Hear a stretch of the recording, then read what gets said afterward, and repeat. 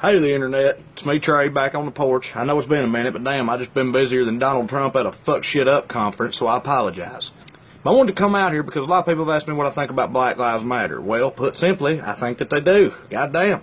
And further, I think that responding to that sentiment with all lives matter would be sort of like telling Susan G. Komen to chill it with all the pink shit on account of all cancer sucks. That last part's true, but it ain't really the fucking point. But a lot of other people have talked about those things a lot better than I can. I want to do what I do and address my people for a minute. Because, see, this has been framed largely as being Black Lives Matter versus the police. And from what I've seen, rednecks have pretty unanimously been against Black Lives Matter, which is pretty funny to me.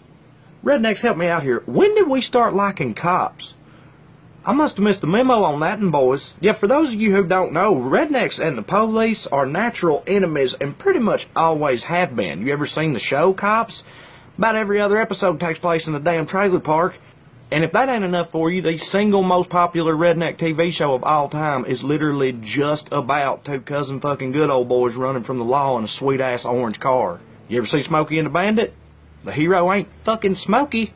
It's sort of a whole thing with us. I've been surrounded by rednecks my whole life. I have never once seen them react positively to a sudden police presence. Though, to be fair, it's sort of hard to stay positive when you think your midget mud wrestling tournament's about to get shut down. Dirty little titties, skew! See, that's the thing. Cops do fuck with rednecks. Always have, probably always will, but we're usually up to some pretty redneck shit. Goddamn, man, what's this country coming to? When a man can't even put a stick of dynamite inside a washing machine with Obama's face painted on the side of it without some pussy calling the law. See, cops and rednecks have a strained relationship because cops typically stand in the way of our shenanigans. But imagine for a second that instead of busting us for trying to sell our food stamps for weed money, they were busting our heads open for resisting arrest. One of our favorite pastimes, by the way. Or they were murdering rednecks in front of kids because we had a gun in the truck. Which we always do. What would we say then? What would the NRA say then? Because rednecks love guns, and if you ask them why, one of the most common answers would be because they need them in the event of oppression from a tyrannical government. But when a group of people who deals with that kind of oppression on a day-to-day basis carries firearms and pays with their lives for it, we're nowhere to be found.